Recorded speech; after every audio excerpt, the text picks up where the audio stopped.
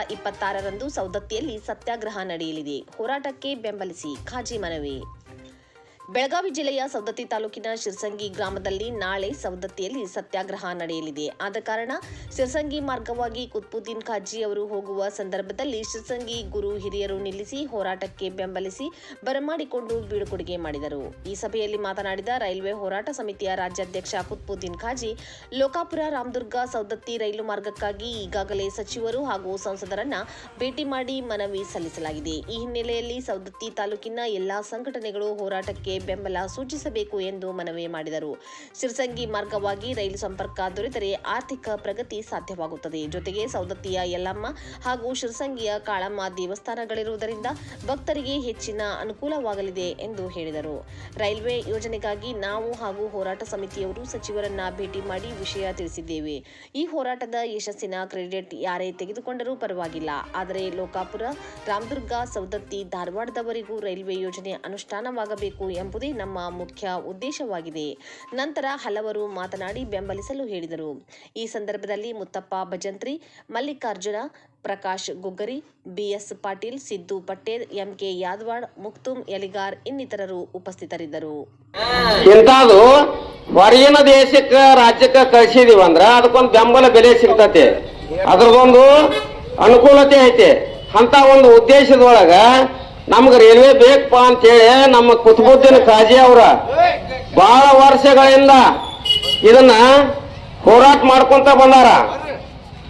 ಇಂಥ ಹೋರಾಟಕ್ಕ ಸಾಕಷ್ಟು ಮಂದಿಯಿಂದ ಪದಕಿ ಅವರಿದ್ರಂತ. ನಮ್ಮ ಹುಟ್ಟವಳಿ ಕಾಲಕ್ಕ ಘಟಪ್ರಭಾ ಟು ಧಾರವಾಡ ಅವ್ರು ಹೋರಾಟ ಮಾಡ್ಯಾರ. ಆಗಿನ ಟೈಮ್ನಾಗೂ ಇದು ರೈಲ್ವೆ ಆಗಿಲ್ಲ ನಮಗ.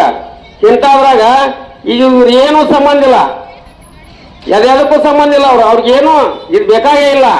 ಆದ್ರೂ ನಮ್ಮ ಗ್ರಾಮಗಳಿಗೆ ಅನುಕೂಲ ಆಗಲಿ ಅನ್ನುವಂತ ಒಂದು ಉದ್ದೇಶಕ್ಕೆ ಅವ್ರು ನಮ್ಗೆ ಬೆನ್ನು ಹಚ್ಚಾರ. ನಾವೇನ್ ಮಾಡ್ಬೇಕೀಗ? ನಾವೆಲ್ಲರೂ ಅವ್ರಿಗೆ ಬೆನ್ನು ಹಚ್ಚಿದೀವಿ ಅಂದ್ರೆ ಅದಕ್ಕೊಂದು ಹೋರಾಟಕ್ಕೆ ಬೆಲೆ ಸಿಗ್ತತಿ. ಇಂಥ ಒಂದು ಬೆಲೆಯನ್ನ ನಾವು ಅವ್ರಿಗೆ ಕೊಡಬೇಕು. ಮತ್ತೊಂದಂತ ಸರ್ಕಾರಕ್ಕೆ ಬಡದೆಬ್ಬಸಕ್ಕ ಒಂದು ವಿನೂತನ ರೀತಿಯಲ್ಲಿ, ಅಂದ್ರೆ ಯಾರು ಅಂತದ್ದು ನೋಡ್ಲಾಕಿಲ್ಲ, ನೀವು ಹೀಗೆ ಮಾಡಿದ್ರಲ್ಲ ಅನ್ನುವಂಥದ್ದನ್ನ ಒಂದು ಆಕ್ಷಾನಜನಕವಾದಂತ ಹೋರಾಟ ಮಾಡ್ತೀನಿ. ಎಲ್ಲಿಂದ ಯಲ್ಲಮ್ಮನ ದೇವಸ್ಥಾನದೊಳಗ ಆಗ್ತೈತೆ ಅದು ಗುಡಿವಾಗ. ಅವಾಗ ನೀವು ಬಹಳಷ್ಟು ಜನ ಬರಬೇಕು. ಅಂದ್ರೆ ಅಲ್ಲಿಂದ ನಾ ಪಾದಯಾತ್ರೆಯಿಂದ APMC ಕ್ರಾಸ್ನಾಗ ಎಲ್ಲ ಸೌದತ್ತರು ಸೇರಿರ್ತಾರ.